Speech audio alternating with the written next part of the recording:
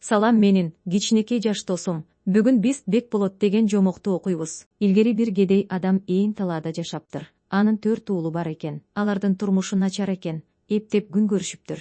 Бир күнү жалгыз коюн союп, этинин баарын бышырып, жарымын жеп, жарымын эртең менен жемек болуп казанга калтырышат. Жатаар маалда атасы үйдөгүлөргө эскертет. Калган этти ким жакшы түш көрсө, ошол жейт. Эртеси тургандан кийин кимиси кандай түш көргөндүктөрүн айта башташат. Мен бир байдын жер жайнаган коюн кайтарып жүрүпмүн, дейт улуусу. Мен улак тартыштан биринчи байгени алдым, деди экинчиси. Мен хандын кызына үйлөнүптүрмүн, деди үчүнчүсү. Төртүнчү уулу Бекболот. Мен дагы хандын кызына үйлөнүптүрмүн. Такка отуруп, силерди аргай жерден жыйнап жүрүпмүн. Силер болсо айыл кыдырып, кайыр сурап кетипсиңер.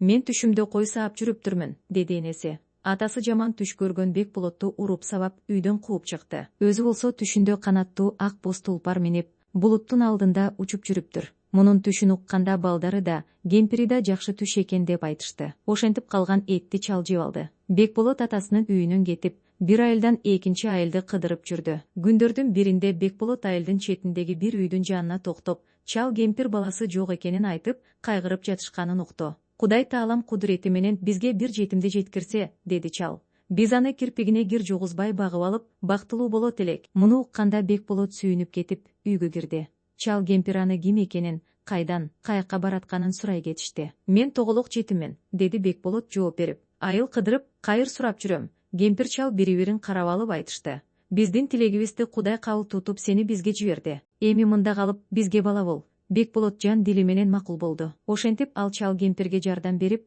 алардын коюн багып, балык кармап жүрдү. Бир күнү Бекболот балыкка барды. Кайырмагына айбагандай чоң балык түшүп, аны суудан тартып чыгара албай койду. Жардамга чал менен кемпири келишти. Үчөөлөп тартып, балыкты суудан чыгара албай коюшту. Сен кайырмакты кармап, балыкты кетирбей тур, деди да чал кемпирин оока таш камдоого жиберди. Өзү атка минип, жардамчыларды чакыруу үчүн коңшу айылга чаап жөнөдү. Чал менен кемпир кетээри менен укмуштай чоң балык суудан башын чыгарып, адамча сүйлөдү. Мени кое бер, Бекболот. Сенин жакшылыгыңды унутпайм. Башыңа кыйындык түшкөндө жардам берем. Сен мага кантип жардам бермегилең, деди Бекболот. Сен сүзүп кетесиң, анан мен сени кайдан табам? Сен менин канатымдан бир тал жулуп ал, деди балык. Эгер мен керек болсом, ошону отко түтөтсөң дароо келем. Бекболот анын бир тал канатын алып калды да кое берди. Чал бир топ жигиттер менен келди. Алардын жакындап калганын көргөндө, Бекболот кайырмагын сууга ыргытты. Балык кана, деп сурады чал. Алым жетпей калды, жулуп кетти. Чал аябай ачууланып, Бекболотту уруп үйдөн кууп чыкты. Ошентип Бекболот айыл кыдырып жүрдү. Бир күнү ал чуудасы алтын тайлакка жолукту. Аны карышкыр кууп алыптыр.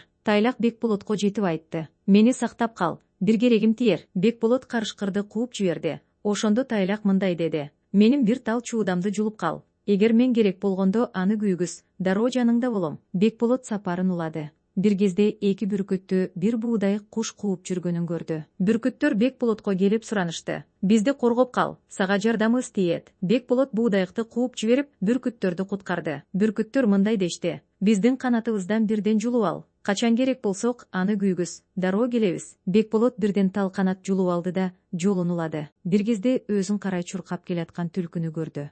Анын артынан бүркүттөр учуп келатат. Түлкү Бекболотко жетип, жардам сурап жалооруду. Бүркүттөрдөн коргоп кал. Качандыр бир кезде менин да пайдам тиер. Бекболот бүркүттөрдөн түлкүнү аман алып калды. Ошондо түлкү айтты. Менин жүнүмдөн бир кыл жулуп кал. Качан мен керек болсом күйгүз. Ошол замат жаныңда болом. Бекболот түлкүнүн бир кылын жулуп алды да жолун улантты. Ал көп күн жол жүрдү. Акыры бир айылга туш келди. Айылдын четиндеги кемпир чалдын үйүнө кирди. Алардын балдары жок экен. Бекболотту өз баласындай багып алышты. Ошентип Бекболот чал кемпирге жардам берип жүрдү. Арадан бир топ жыл учуп өттү. Бекболот көргөн адамдын көңүлүн өзүнө бурган жигит болду. Бир күндөрү Казак талаасындагы Ак боз аюу хандын кызы Караюу калыңсыз күйөөгө чыгат экен деген сөз желдей тарады. Бекболот мунун чын калп экенин элден сурады. Уккан кабар туура чыкты. Караюу күйөө болчу жигитке 3 шарт коет экен.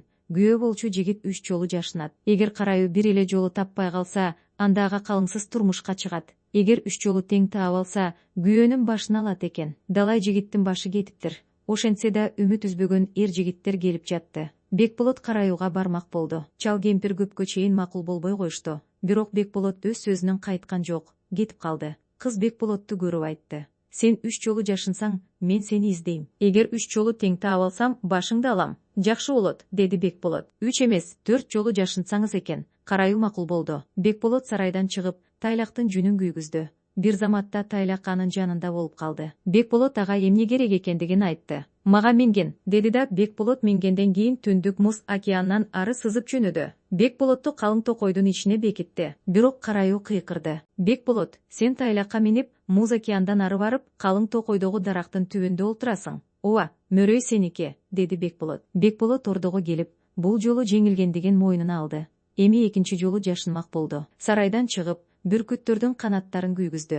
Бүркүттөр көз ачып жуңгуча даяр болушту. Бекболот аларга иштин жайын айтты. Алар Бекболотту канаттарына отургузуп алып, асмандын 7 катмарына алып чыгып кетишти. Караюу мындай деп кыйкырды. Бекболот, бери келе бер. Сен бүркүттөрдүн канатына олтуруп, асмандын 7 катмарына бардың. Ооба, мөрөй сеники, деди Бекболот. Анан жерге түшүп Ханыша кыздын алдына келип, экинчи жолу жеңилгендигин мойнуна алды. Жигит так сарайдан чыкты да, балыктын канатын күйгүздү эле, баягы балык ошол замат сүзүп келди. Бекболот аны эмне үчүн чакырганын айтты. Ошол замат Бекболотту жутуп алды да, деңиздин түбүнө түшүп, чоң таштын алдына жашынды. Бул жолу да караюу таап алды. Бекболот, сен деңиздин түбүндөгү чоң ташка жашынып алыпсың. Көрүнүп турат. Ал жерге балык жашырды. Чыга бер. Бекболот кайгыга батты. Өлүм аны желкелеп турду. Ал сарайдан чыкты да, 4-чү жолу түлкүдөн жулуп алган кылды күйгүздү. Түлкү чуркап жетип келди. Бекболот өз кайгысын айтты. Капаланба, биз караюуну алдайбыз, деди түлкү Бекболотту сооротуп. Эгер ал шартташкан мезгилде Бекболот, мен сени көргөн жокмун, десе сен үн чыгарба. Анан ал